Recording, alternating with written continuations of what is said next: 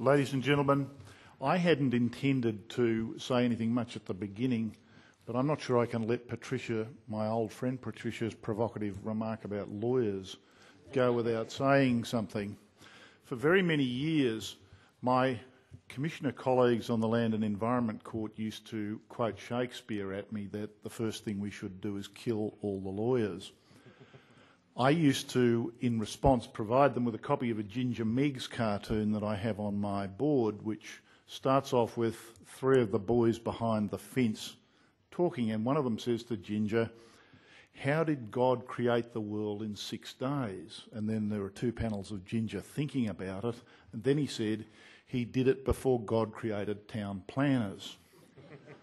Now, I was able to do that until about 3 years ago, when in my advanced age I took myself back to university and did a postgraduate planning qualification, so now I am the subject of both of those abusory remarks.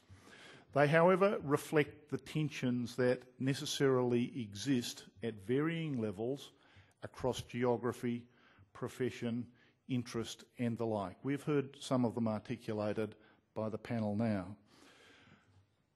The process that the Minister has asked me to undertake is an extensive listening process in the first instance. It is to be what my old cross-party friend Gareth Evans used to describe as a full and frank exchange of views short of physical violence. What is now open to you, and unusually in this sort of process we are running ahead of time rather than behind time, is the opportunity for those of you who are sitting before me to have a short, I emphasise short, opportunity to comment on those matters that have been said from the table and to add any thoughts of your own that you wish. I am hoping that the note-taking or recording processes that are being undertaken this morning will enable us to put all of this material on the net so that everybody will have access, and indeed it is one of the aspirations of the Minister, I know, because I've known him for a very long time, that everything that we do will be available, all notes, correspondence, submissions and the like. We don't expect everybody to agree. My life would be boring if that were the case, but we want everybody to know and have the opportunity to be heard. Now, there are a couple of roving microphones I was promised, so if somebody would like to stick their hand up and take the plunge. Yes, Mr. Gadiel will take you first, and then to my right, my left here.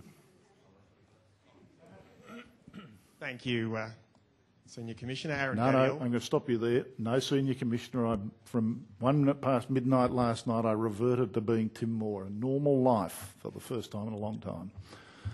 Very good. Well, thank you. Aaron Gadiel from the Urban Task Force.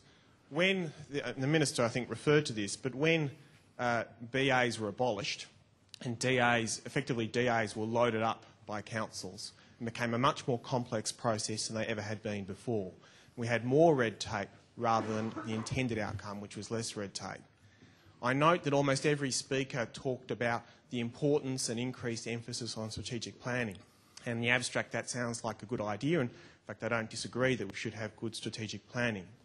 But isn't there a danger that just as abolishing the BA led to the loading up of the DA, that an increased focus on strategic planning will lead to more rules and more prohibitions set in the abstract without the context of a particular proposal, which will then be inflexibly applied going forward.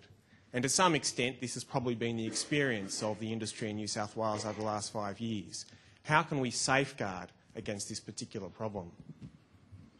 Look, I think that is a danger from my point of view. I think it is a danger, but I think that's part and parcel of what we're doing over the next few months. The strategic planning focus it does create those inherent dangers, but I think the experience, at least in southeastern Queensland, has been that it works, but it requires constant updating. It's not set in concrete. Just because you've done the strategic planning doesn't mean things are going to change. And we heard, I think, John from Northbridge acknowledging that over the years of Northbridge, they have changed. But there's a desire for strategic planning up front and then to review that as we evolve. So, but I take that on board, and I think everybody on the panel would probably, unless anybody wants to differ with you, I think we all agree. Yeah. Tony. I won't differ with you, Minister. I do want to comment on Aaron's thought there. What is strategic planning? And I think that's where your question goes. Is it sort of high-flowing principles about, save the planet, use less resources and happy life for everybody? I honestly think we do need a better discussion about strategic planning, and I'm convinced if Steve says if we need 40,000 homes to make the state provide for housing, get the economy moving, okay, we agree, it's 40,000 homes. What goes with that? It goes water, sewer, power, stuff like that. We talk to Treasury, we talk to industry. How do we do that? The strategy is to make it happen, not to sort of stop it happening. A real strategy says we set a goal. We're 40,000 short of where we should be. We want to be ahead of the game. To date, we've had all sorts of strategies and all sorts of missed messages about, yes, we need housing, but no, you can't have transport, or no, you can't have services. I can't understand how industry deals with that sort of message. It sort of says, well, yes and no, all at the same time. That's not a strategy, that's just confusion. So take your point. If we're going to do strategy, do it properly, but make it simple and make it meaningful. Thank you. Harold Scrooby, Pedestrian Council. I declare my bias. Minister and Mr Moore, on 60 Minutes not long ago, Prince Charles, our possible future head of state, was quoted, "The whole of the 20th century has always put the car at the centre. So by putting the pedestrian first, you create these livable places, I think, with more attraction and interest and character and livability." Now, this is the week. It's an interesting week for us because the RTA has just put out a technical direction approving motor vehicles to be parked on footpaths, giving pedestrians a 1.2 metre walkway so we can all walk around like ducks in single file.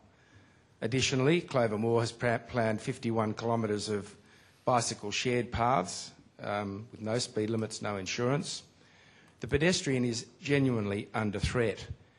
I think all of you who've been in planning would recognise that anywhere in the world today where you make communities walkable, that's where the values are going up. In fact, from a retail perspective, Patricia, the Pitt Street Mall would have to be one of the most expensive areas in probably the Southern Hemisphere because it's walkable. And yet we seem to be heading off in the other direction. I'm looking at some of the western suburb developments where we have these huge 5 metre lawns with no footpaths. They're not walkable. They're not even cyclable. I'm begging you to put us into the 21st century, and I'm asking you to, when you're thinking of your planning, all you've got to do is think of pedestrians first and walking first, and then cycling and then cars and public transport. But it really is the key to it. And I think our future head of state may well be onto something. So, Minister, that's our little bit. Thank you. It's an affirmation for the monarchy. That's excellent. Thank you. Well, look, can I just say, I think that issue, it's one of the reasons why I think that state government should be very cautious in the way it exercises its management, if you like, of the planning, local planning, because it comes down to local communities knowing what is best for them. In Rouse Hill, that clearly walking is a big plus because everything's been well planned. See, the former state government didn't do everything badly. That was not too bad. But if you were living in some of the more remote parts of Sydney, I think that the concept of walking to your local shopping centre is, well, in the current context anyway, a little bit fanciful. So Prince Charles lives in London, I think, and I've done a lot of walking in London, but I wouldn't want to be doing a lot of walking out in some of the further parts of Sydney. So until we get all that right, until we allow local communities to make those decisions, all I can say is yes, it's interesting to hear Prince Charles' views, and I'm sure they'll be taken on board by all the 152 councils that Patricia wants to reduce.